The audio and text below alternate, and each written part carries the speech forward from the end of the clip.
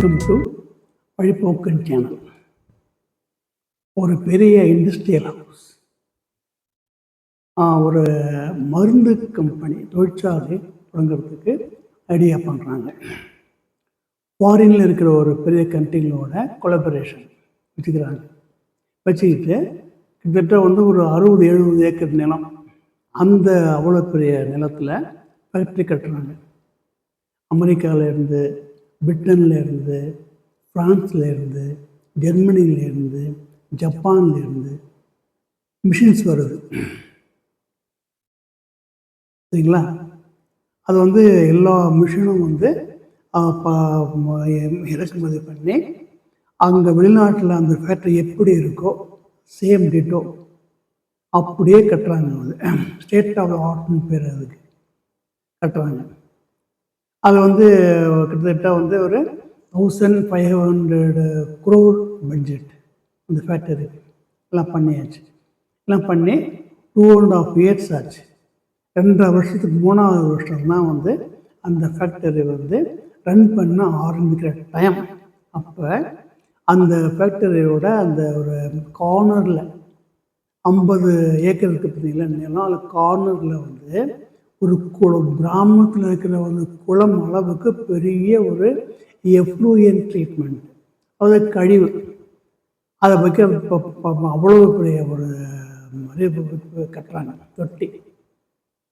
அங்கே என்ன பண்ணுறாங்க அப்படின்னா, அந்த தொட்டி முழுக்க உலகத்தில் இருக்கிற எல்லா நாட்டில் இருந்தும் அவங்க மிஷினரி கொண்டு இன்ஸ்டால் பண்ணி கமிஷன் பண்ணி ஃபேக்டரி ஓட அந்த ஆரம்பிக்கிற அந்த நேரத்தில் அவ்வளோ பெரிய குளம் மாதிரி இருக்கிற ஒரு பெரிய தொட்டியில் அவங்க அந்த கிராமத்தில் பக்கத்தில் இருக்கிற கிராமத்தில் இருந்து மாட்டுச்சாணம் வாங்குறாங்க.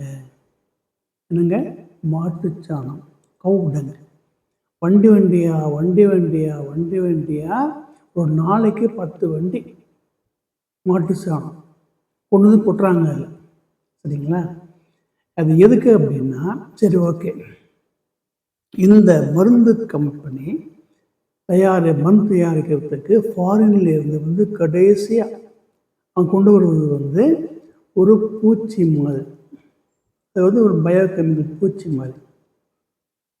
அதுக்கு இங்கே வாங்கின என்ன ஒரு ரா மெட்டீரியல் அப்படின்னா, மூட்டையாக சோயா பீன்ஸ், சோயா ஆயில், மைதா, சர்க்கரை, இந்த மாதிரி ஃபெர்மெண்டருங்கிறதுல கொட்டி அந்த பூச்சியை அதில் போடுவாங்க. கடைசியில் அந்த பூச்சி குஷாலாக சர்க்கரையும் சோயா பீன்ஸும் சோயா ஆயிலையும் மைதாவையும் மற்ற எல்லாத்தையும் சாப்பிட்டு நல்லா கொடுத்து ஒரு திரவத்தை சுரக்கும். அதை வடிகட்டுவாங்க. அதுதான் மருந்து. சரிங்களா? இந்த ப்ராசஸ் சிம்பிளாக சொல்கிறேன். இப்போ இந்த மருந்து அந்த ஒரு அந்த பூச்சிகள் சுரந்த அந்த ஒரு திரவத்தை மருந்தாக எடுத்து வைத்த பிறகு அந்த பூச்சியை என்ன செய்வது? அதை அப்படியே கடைசியில் இருக்க தொட்டியில் விட்டுருவாங்க. அப்படியே விட்டுடலாமா? கிடையாது. அதுக்கு தான் மாட்டுச்சாணி, அந்த மாட்டுச்சாணி அதில் கொட்டி இந்த பூச்சி அதில் விட்ட உடனே மாட்டுச்சாணியிலேருந்து உருவாகிற அந்த பூச்சிகள் இதை கொண்டுடும். சரிங்களா? இதுதான் எஃப்ளூயன்ட் ட்ரீட்மெண்ட்டோட ஒரு ப்ராசஸ். ஃபாரின்லாம் இருந்து பெரிய பெரிய கம்பெனிகள்லாம் இருந்து லட்சக்கணக்கான கோடிக்கணக்கான மிஷினரிஸு, ஸ்பேர் பார்ட்டு எல்லாம் மிஷின்லாம் வாங்கி கடைசியில் அங்கே வாங்கினது மாட்டுச்சாணி. ரொம்ப இம்பார்ட்டண்ட். அது இல்லைன்னா அந்த கிருமிகள் சாகாது. சரிங்களா? அது எப்படி விட்டுரும்? இப்போ தமிழ்நாட்டுக்கு வரும். தமிழ்நாட்டில் தேர்தல் நேரம், தேர்தல் ஜுரம். அப்பா அடாடாடாடாடா, என்ன ஒரு அறிக்கை, என்ன ஒரு பேச்சுவார்த்தை, என்ன ஒரு தேர்தல் வாக்குறுதிகள், என்ன கூட்டணி, என்ன கொள்கை முழக்கம், இவருக்கு எத்தனை சீட்டு, அவருக்கு எத்தனை சீட்டு, எங்கள் கட்சியில் வந்து 23 கட்சிகள் கூட்டணி, அந்த கட்சியில் 23 கட்சிகள் கூட்டணி, நான் தனியாக, நீ கூட, உன் மேலே நான், என் மேலே நீ அப்படி, நான் அப்படி. அளவே இல்லை போங்க. டிவியை திறந்தா பாப்பா பாப்பா பா இவங்க கொடுக்குற பேட்டி,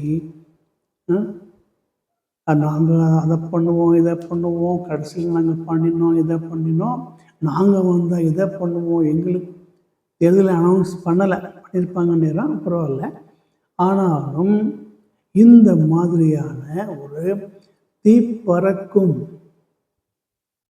சரிங்களா, ஒரு உக்கிரமமான வந்து தேர்தல் நடக்க போகுது, சரிங்களா. இந்த தேர்தலில் பொதுமக்கள் வந்து ரொம்ப குஷியாக இருக்காங்க. ஏன் அப்படின்னா, அந்த கட்சி எவ்வளோ தரப்போகுது, பணம் ரெடியாக இருக்கிறது. இந்த கட்சிக்கு எவ்வளோ பணம் தரப்போகுது, அவங்களுக்கெல்லாம் காத்துக்கிட்டுருக்காங்க. தேர் வெயிட்டிங். எந்த கட்சியோடவோ, எத்தனை கட்சி கூட்டணியோ, எத்தனை சீட்டோ, இந்த கட்சியில் எத்தனை சீட்டோ அதெல்லாம் கிடையாது. என்ன வேணால் எழுந்துட்டு போங்க, நீங்கள் எங்ககிட்ட வர்றப்ப எங்களுக்கு எவ்வளோ தர போகிறீங்க, சரிங்களா. அவ்வளோ தூரத்துக்கு ரெடியாக இருக்காங்க. இதையும் போக அங்கங்கே இருக்கிற காலனிஸில் இருக்கிற குடியிருப்போர் நலச்சங்கங்களுக்கு பார்த்தீங்களா, அசோசியேஷன், அவங்க வந்து இப்போ உள்ளே போந்திருக்காங்க. அவங்க வந்து லோக்கலாக இருக்கிற அரசியல் லீடர்ஸ், தலைவர்களை பார்த்து, எங்கள் ஏரியாவில் இவ்வளோ ஓட்டு இருக்குது, நாங்கள் பல்காக அந்த ஓட்டை உங்களுக்கு வாங்கி கொடுத்துட்றோம், எங்களுக்கு பல்காக விளம்பரம் கொடுத்துருங்க, அந்த அளவுக்கு போயிட்டுருக்கு ஜனநாயகம். இது வந்து என்ன அப்படின்னா, டான்ஸ் ஆஃப் டெமோக்ரஸி, ஜனநாயக நடனமாக. ஆனால் இப்போ வந்து ஜனநாயக கேலி கூத்தாகிட்டுருக்கு. மக்கள் அரசியல்வாதிகளும் அந்த கட்சிகளும் இந்த அரசியலில் பண்ணுறதை விடவும் மக்கள் பண்ணுற அரசியல் ரொம்ப ஜாஸ்தியாக இருக்குது. நீங்கள் வந்து தான் ஆகணும், அவங்ககிட்ட வாங்காமல் விடமாட்டேன்னு காத்துட்ருக்காங்க. இது என்ன மாதிரியான ஒரு அரசியல், ரொம்பவும் ஓவராக போயிட்டுருக்கு, சரிங்களா. This is just going out of control. ரொம்ப மோசமான நிலைமைக்கு வந்து அரசியல் வந்து போயிட்டு இருக்கு. மக்களுக்கும் பொறுப்பு கிடையாது, அரசியல் கட்சிகளுக்கு என்னதான் இல்லை, இந்த வா கையில் பிடி உனக்கு அனௌன்ஸே பண்ணுறாங்க. அப்படியே ஓப்பனாக பண்ணுறாங்க. எங்கள் கட்சி வந்து உங்களுக்கு மாற்றங்களை கொடுக்கும், அரசாங்க சார்பாக அவ்வளோ கொடுக்குறாங்க. அவ்வளவு கொடுத்து அவங்க வந்து பண்ணிக்கிட்டு இருக்காங்க. இதை தான் வந்து மக்கள் எதிர்பார்க்குறாங்க. மக்களும் அரசியல்வாதிகளுக்கு சமமாக அரசியல் செய்கிறார்கள். இது எங்கே போய் முடிய போகுது? இதுக்கு முடிவு என்ன? எல்லாத்துக்குமே வந்து நெக்ஸ்ட் ஸ்டெப்புன்னு ஒன்று இருக்குது பார்த்தீங்களா. சரி, ஓகே. இது வந்து இவ்வளோ அரசியல் வந்து இவ்வளோ மோசமாக போகிறதுக்கு காரணம்லாம் வந்து வேறு, that is called political science வந்து போய்க்கலாம். இப்போ இதுலேருந்து வெளியில் வரணும் அப்படின்னா என்ன, ஒரு மாற்று அல்டர்னேட்டிவ் ஒன்று வரும், சரிங்களா. எப்பயாவது ஒன்று வரும். முதல்ல வந்து முகல்ஸ், அதுக்கு முன்னாடி வந்து சுல்தான்கள், அதுக்கப்புறம் வந்து உங்களுக்கு வந்து பிரிட்டிஷ்காரங்க எல்லாம் இருந்தாங்க. இப்போ ஜனநாயகம் இருக்குது. அடுத்தது என்னங்கிறதுக்கு வந்து முக்கியமான பாயிண்ட் என்ன அப்படின்னா, இது மோசமாக இருந்தால் என்ன, அடுத்தது என்னவாக இருக்கும்? ஒரு தொழிற்சாலையில் இருக்கும் ஒரு பூச்சியை அழிப்பதற்கு மாட்டுச்சாணியில் இருக்கிற பூச்சி தேவைப்படுது. ப்ராக்டிக்கலாக பாருங்கள், இந்த பூச்சி தான் அந்த பூச்சியை அழிக்கும், வேறு வழியே கிடையாது. கோடிக்கணக்கான ரூபாய்கள் வந்து செலவு பண்ணி மிஷின் வாங்க ஃபேக்ட்ரி கட்டிட்டு கடைசியில் அவங்க வாங்கினது வந்து மாட்டுச்சாணம். இந்த கிருமியை கொள்றதுக்கு அந்த மாட்டுச்சாணி கிருமி தேவைப்படுகிறது. அதே போல் ஒரு மோசமான ஒரு அரசியலுக்கு மாற்றாக ஒரு ஆபத்தான அரசியல் வந்தால் என்ன செய்வீர்கள்? காத்து கொண்டு இருக்கிறது. இந்த மாதிரியான ஒரு அரசியலுக்கு மாற்று ஆபத்தாக முடியலாம்.